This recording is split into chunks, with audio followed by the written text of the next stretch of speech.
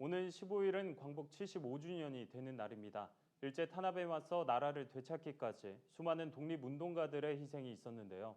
오늘날 독립운동가 후손의 대부분은 제대로 된 지원도 받지 못한 채 열악한 환경에서 지내고 있는 것으로 알려졌습니다.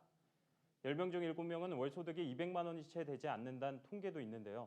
자세한 내용 박은결 기자가 보도합니다. 국가보훈처에 따르면 우리나라 전체 독립유공자와 후손은 약 15만 명. 이 중 74.5%의 월 소득이 200만 원 미만인 것으로 조사됐습니다. 수감 기록이나 사진 등 증빙 자료 부족으로 독립운동가로 인정받지 못해 국가의 지원을 받지 못한 후손들도 90%에 달합니다. 자신과 가족의 안위를 뒤로한 채 조국 독립을 위해 힘쓴 독립운동가들의 희생이 가난으로 후손들에게 대물림된 겁니다. 독립운동가 후손의 70% 이상은 생활고로 인해 고등학교 이상의 교육을 받지 못한 것으로 알려졌습니다. 하지만 이런 실태가 일반 시민들에게는 잘 알려져 있지 않습니다.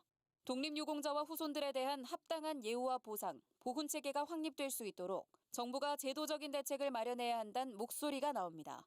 광복회와 같은 독립유공자 단체들이 지자체와 협력해 보훈수당을 확대하고 후손들의 학업과 취업에 필요한 독립유공 장학금을 지급하는 등 다양한 노력을 펼치고 있지만 근본적인 어려움을 해결하기에는 역부족입니다. 이런 가운데 한국헤비타트는 독립유공자 후손들의 주택을 개선하는 사업을 진행하고 있습니다. 최근엔 독립기념관과 온라인 캠페인을 통해 모금된 후원금으로 고 최중삼 애국지사의 자녀 최숙자 할머니의 노후된 주택을 리모델링했습니다. 어려운 삶 속에서 제일 중요한 게 우리 주거 환경이잖아요. 그분들이 사람답게, 가정답게 살 수 있는 주거 환경의 개선을 도와야겠다는 것이 저희들이 갖고 있는 그런 취지입니다.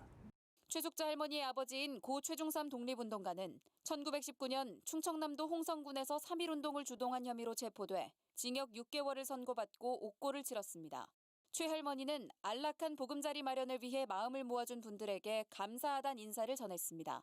밖으로 돌아다니면서 한 5m 정도 다니면서 왔다 갔다 하느라고 힘들었는데 너무 행복하고 고맙고 감사합니다. 독립유공자 후손으로서 열심히 자부심을 가지고 행복하게 살을게요. 감사합니다. 75년 전 조국의 독립을 위해 목숨을 걸고 헌신했던 독립운동가들의 숭고한 희생을 기리는 노력과 더불어 그 후손들에 대한 합당한 예우와 지원이 이뤄질 수 있도록 사회적 관심이 필요한 때입니다. 구TV 뉴스 박은결입니다.